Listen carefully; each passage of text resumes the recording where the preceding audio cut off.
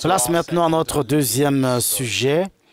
Le département d'État des États-Unis a accueilli le 5e dialogue États-Unis-Union africaine. L'événement a eu lieu le 16 novembre à Washington. Il est censé encourager les partenariats sur un large éventail de questions avec des discussions bilatérales axées sur le renforcement des institutions démocratiques, l'amélioration de la croissance économique, le commerce, l'investissement et la promotion de la paix et la sécurité.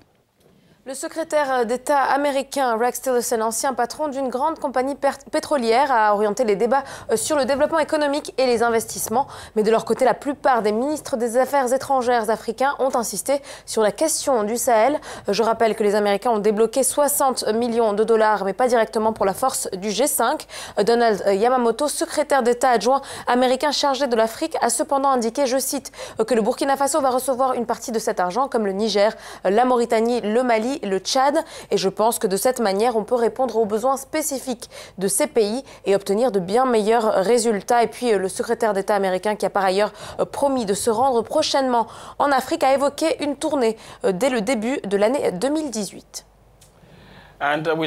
Nous avons en ligne Brian Neubert du département d'État.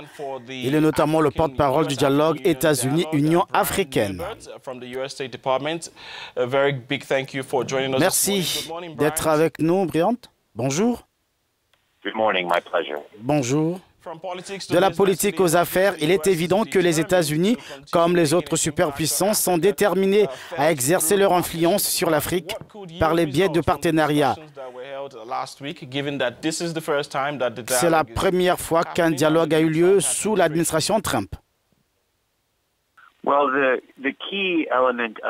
L'élément de ce dialogue avec l'Union africaine, l'élément clé donc, est que depuis plusieurs années, que ce soit à Addis Abeba ou à Washington, nous alternons. Chaque année, nous avons un partenariat très profond entre un certain nombre de groupes de travail de l'Union africaine, mais c'est le premier sous la nouvelle administration américaine.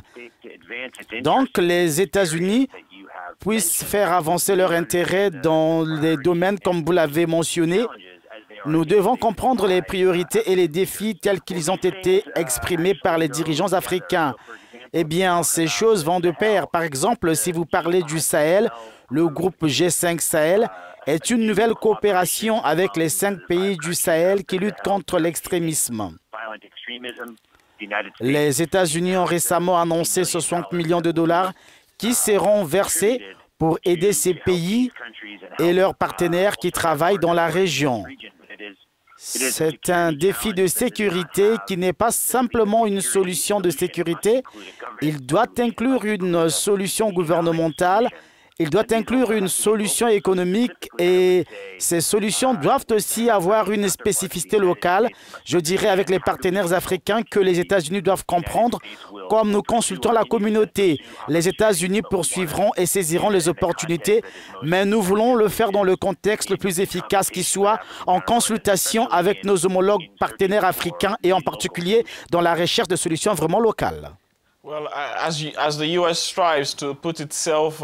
Alors que les États-Unis s'engagent à soutenir l'Afrique, alors que le continent tend vers plus d'indépendance et beaucoup plus des personnes pensent que cette attitude est une forme de néocolonialisme. Comment ce dialogue a-t-il répondu à ces préoccupations?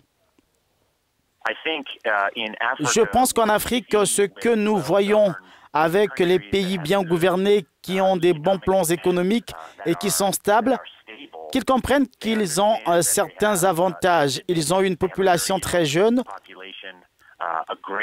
Une grande partie de la production manufacturière dans le monde prend déjà place en Afrique et cela progressera dans l'avenir.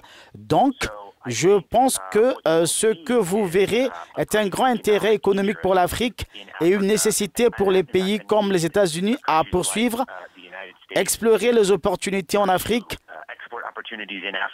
mais également les possibilités d'investissement. C'est donc dans notre intérêt et c'est certainement dans le cadre du respect de la souveraineté des pays africains et de la contribution à la résolution de certains défis en Afrique.